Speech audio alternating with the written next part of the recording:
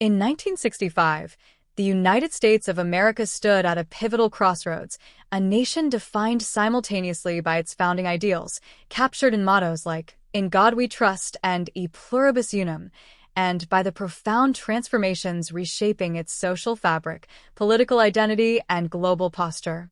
The year unfolded as one of intense dynamism, where traditional values, modern aspirations, and emerging tensions interacted to form a vivid tableau of American life.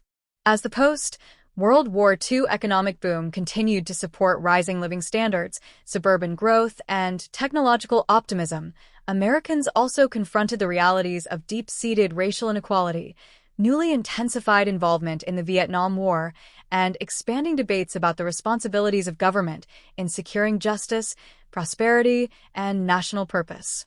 The ideals that had guided the nation since its founding, unity from diversity, faith in a moral order, and trust in democratic governance, were both invoked and challenged as millions of Americans sought clarity about what their country stood for and where it was heading.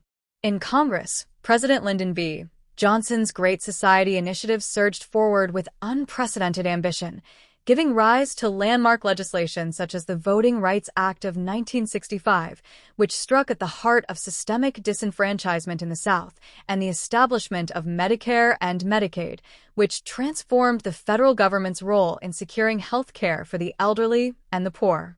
In moments of triumph, such laws seemed to reaffirm the nation's long-standing assertion that, despite differences in race, region, religion, and background, Americans were fundamentally bound together, e pluribus unum, out of many one.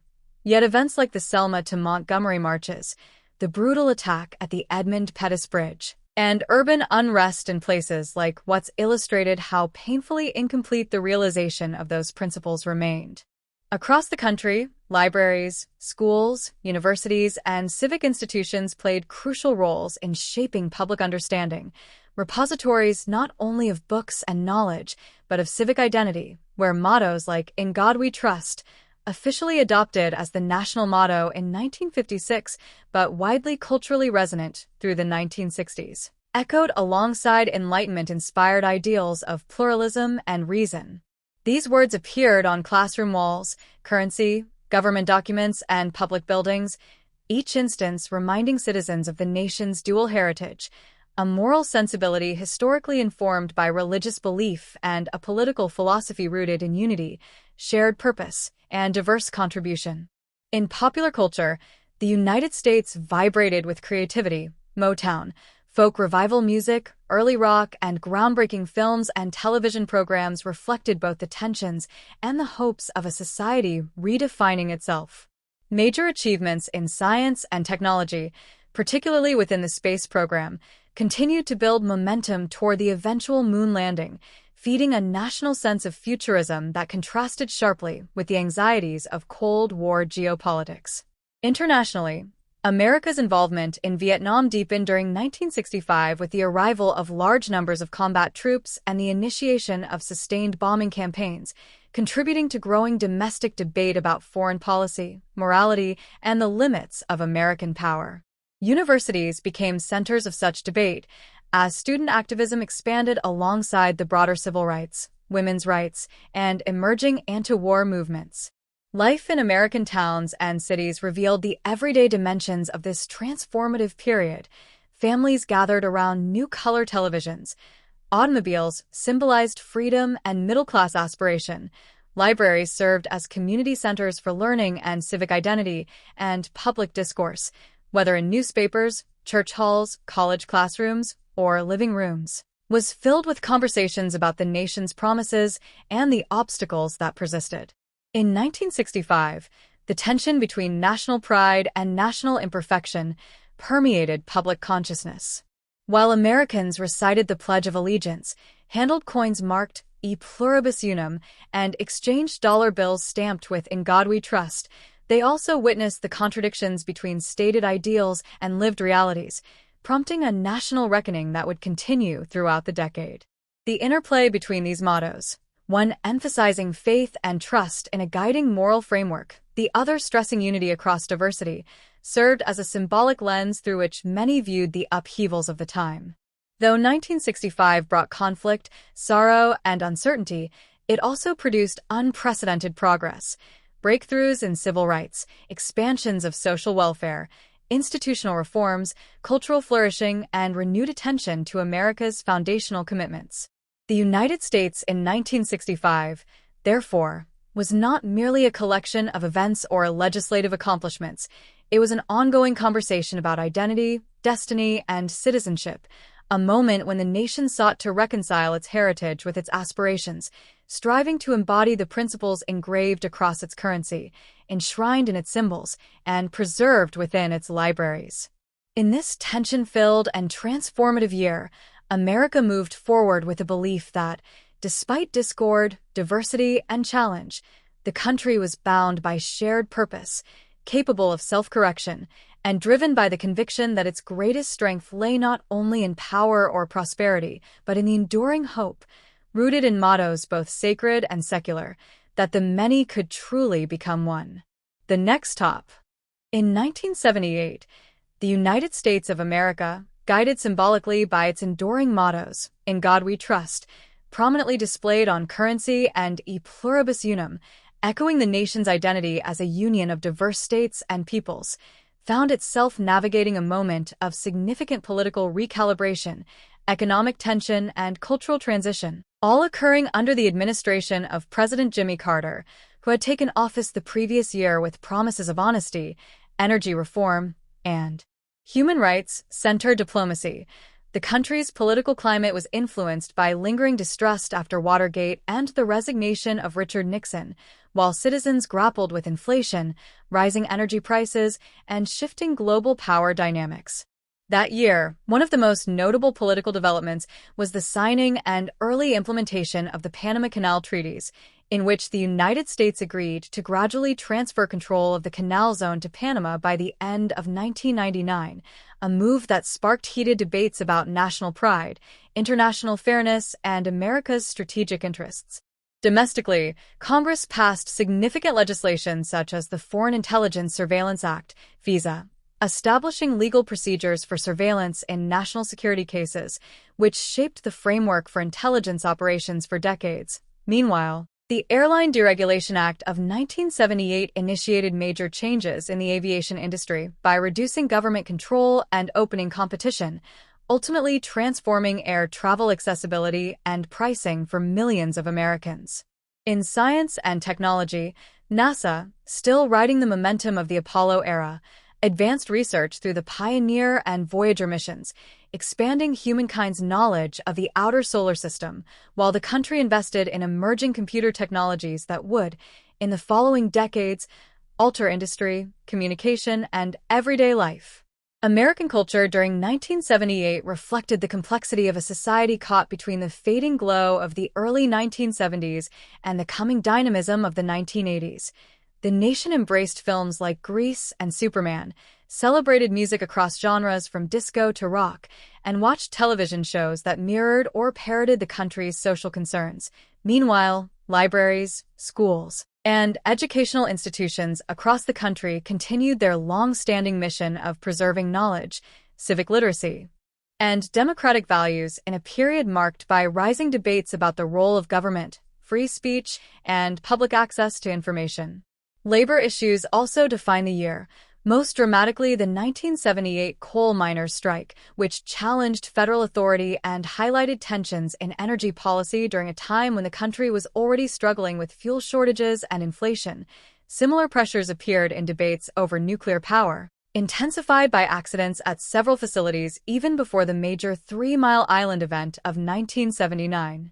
On the global stage, the United States was deeply involved in diplomatic efforts to reduce Cold War tensions, exemplified by the Camp David Accords, negotiated by President Carter with Egypt's Anwar Sadat and Israel's Menachem Begin, laying groundwork for a peace treaty in the Middle East and showcasing a foreign policy approach rooted in negotiation rather than confrontation. Socially, Americans continued pushing for expanded civil rights, women's rights, and the rights of marginalized groups, while the Equal Rights Amendment, ERA, moved through turbulent debates. At the same time, the nation confronted public health challenges. including the ongoing recovery from the swine flu immunization controversy of the mid-1970s and new research around environmental hazards like lead exposure. Sports, entertainment, and popular culture thrived, with expanding professional leagues, rising television coverage, and new icons in music and film shaping the national imagination.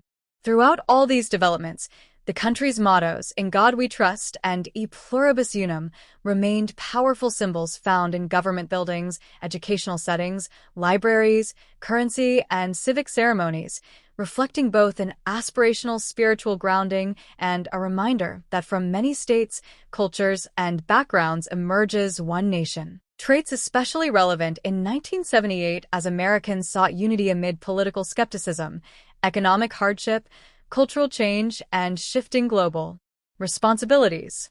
The year stands today as a moment of transition between post-Vietnam disillusionment and renewed Cold War tensions, between industrial America and the coming digital age, and between older social norms and the rapidly changing cultural landscape, capturing a United States that was introspective, challenged, innovative, deeply diverse, and striving to define its identity in a world growing more complex every day. The next top. The 1983 P. Washington Quarter is a U.S. circulation coin minted at the Philadelphia Mint, identifiable by the P. Mint mark that began appearing on Philadelphia minted quarters only a few years earlier, marking a continuation of modern minting practices after the coinage changes of the 1970s. This quarter is composed of a copper-nickel-clad alloy, with outer layers of cupronickel bonded to a pure copper core, weighing 5.67 grams and measuring 24.26 millimeters in diameter, and featuring the long-standing obverse portrait of George Washington originally designed by sculptor John Flanagan in 1932 for the bicentennial of Washington's birth. The obverse places Washington's profile facing left, with the word Liberty arching above his head, the motto, "In God We Trust," positioned to the left near the neckline, and the date 1983 placed below the bust. The presence of the P. Mint mark just to the right of Washington's ponytail represents the Philadelphia Mint's output at a time when the Mint was producing massive quantities of coinage to meet national demand during early 1980s economic recovery. On the reverse, Flanagan heraldic eagle design remains dominant. A bold American eagle with outstretched wings perches upon a bundle of arrows symbolizing national strength and readiness, while below the eagle sits an olive wreath that represents peace. Above the eagle arches the inscription, "United States of America," while directly beneath it appears the national motto, "E Pluribus Unum," a Latin phrase meaning, "out of many, one," referencing the unity of the states. The denomination quarter dollar is placed at the bottom rim. Quarters from 1983 are of particular interest to collectors because no official mint sets were produced in 1982 or 1983, making high-grade examples harder to find in pristine, uncirculated condition. As a result, sharply struck or well-preserved 1983 P quarters can command premium prices, especially those that show strong luster, minimal contact marks, and clear details in the eagle's feathers and Washington's hair. Circulated examples remain extremely common and usually carry only face value, but uncirculated or certified high-grade pieces can be desirable to numismatists who specialize in modern U.S. coinage. This coin captures a transitional moment in the history of U.S. minting, before the state quarters program and after the shift to copper-nickel-clad composition, representing a typical yet historically meaningful artifact of American monetary production, national iconography, and mid-20th century design tradition that remained unchanged for decades until the new reverse programs began in 1999, making the 1983 P quarter a small but enduring snapshot of American history in metal. The next top. The 1984 D United States 1-cent coin, commonly called the 1984 D Lincoln penny, is part of the long-running Lincoln Cent series first introduced in 1909 to honor the 100th anniversary of President Abraham Lincoln's birth, and by 1984 it had become one of the most familiar designs in American currency, circulating in enormous quantities across the nation. Struck at the Denver Mint, indicated by the small d mint mark below the date on the obverse, the coin's front, obverse, features the enduring profile of President Abraham Lincoln, designed by Victor David Brenner, with the national motto, "In God We Trust," positioned above Lincoln's head, the word liberty to the left, and the date 1984 accompanied by the Denver mint mark on the right. By this time, the composition of the cent had shifted from the traditional 95% copper alloy to a predominantly zinc core, 97.5% zinc with a thin copper plating, due to rising copper prices in 1982. Thus, the 1984 D-penny is technically a copper-plated zinc coin, lighter in weight than earlier issues and easily distinguishable by collectors through weight or sound. The reverse of the coin still displayed the Lincoln Memorial, a design used from 1959 through 2008, created by Frank Gasparro, with the Latin motto, E pluribus unum, out of many one, centered above the monument's roof, the inscription, United States of America at the top rim, and 1 cent below the memorial, forming a symbolic tribute to national unity. In typical circulation, most 1984 D-cents are extremely common, with over 5.1 billion minted, making them readily encountered in pocket change. However, certain varieties, particularly the 1984 Double Deer obverse variety, where Lincoln's earlobe appears doubled, are prized by collectors and can sell for significantly more than face value, depending on condition. Condition plays a major role in valuation. Well-circulated examples generally remain worth 1 cent, but uncirculated or mint state grades can attract interest, and those certified at very high grades, MS 66, MS 67, or above, can sell for several dollars or more. As pristine zinc cents from the 1980s are somewhat harder to preserve due to their susceptibility to corrosion and spots. Historically, the inscriptions "In God We Trust," adopted widely after 1956 as the national motto, E pluribus unum, a long-standing phrase appearing on U.S. coins since the late 18th century, and the clear depiction of iconic national structures like the Lincoln Memorial reinforce the cultural and patriotic symbolism embedded in everyday currency. Though common, the 1984 D. Lincoln cent represents an important era in American numismatics, transitioning metal compositions, massive production numbers, and the continued legacy of a design that has remained a cultural fixture for generations, and it serves today as both a nostalgic collectible and a small, tangible link to the history of American coinage and national identity. The next top. The United States of America 1988 D. Lincoln Memorial Cent is a copper-plated zinc coin struck at the Denver Mint, designated by the small d mint mark located just below the date on the obverse. And it represents one of the billions of coins produced during the late 1980s when the U.S. Mint was fully transitioned into using a zinc core after the 1982 change from the original bronze composition. On the obverse, designed by Victor David Brenner and unchanged since its introduction in 1909, appears the familiar right-facing bust of President Abraham Lincoln, accompanied by the motto, "In God We Trust," arching above his portrait, the word liberty to his left, and the date 1988 to the right, with the mint mark indicating its Denver origin. The reverse of the 1988 cent, used from 1959 through 2008 before the series changed to the Lincoln Bicentennial and Shield reverses, features Frank Gasparro's engraving of the Lincoln Memorial, inside which, if viewed magnified, one can see the faint representation of the seated Lincoln statue, matching the actual monument in Washington, D.C. Above the memorial arcs the national motto, E pluribus unum, a Latin phrase meaning, out of many one, symbolizing the unity of the states forming a single nation. Beneath the memorial appears the denomination 1 cent, and across the top of the coin is the issuing nation, United States of America.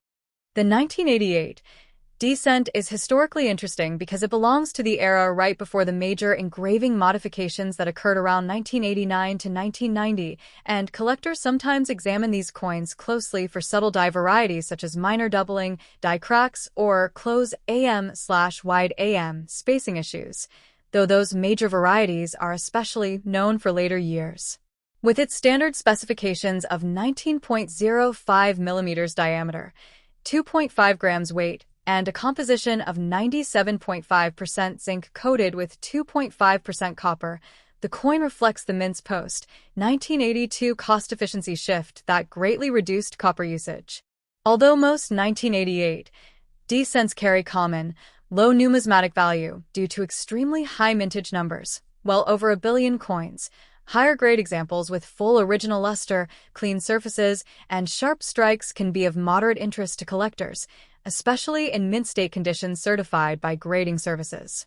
In circulation, the coin represents the everyday presence of American iconography, the trust in a higher guiding principle expressed by "In God We Trust," the celebration of national unity through E Pluribus Unum, and the ongoing commemoration of Abraham Lincoln, whose leadership in preserving the Union continues to be honored through the most widely produced coin in U.S. history. Overall, the 1988 D. Lincoln Memorial Cent serves the next top. The 1996 D. United States 1-cent coin, Lincoln Cent, is a small copper-plated zinc coin minted at the Denver Mint, indicated by the D mint mark located just below the date on the obverse. It continues the long-running Lincoln Cent series, first introduced in 1909 to commemorate the 100th anniversary of Abraham Lincoln's birth. The obverse front features a right-facing portrait of President Abraham Lincoln designed by Victor David Brenner, accompanied by the inscriptions "Liberty" to Lincoln's left and "In God We Trust" arched above his head, along with the year 1996 and the D mint mark. The reverse back of the 1996 cent displays the Lincoln Memorial, designed by Frank Gasparo, symbolizing national unity and democratic ideals.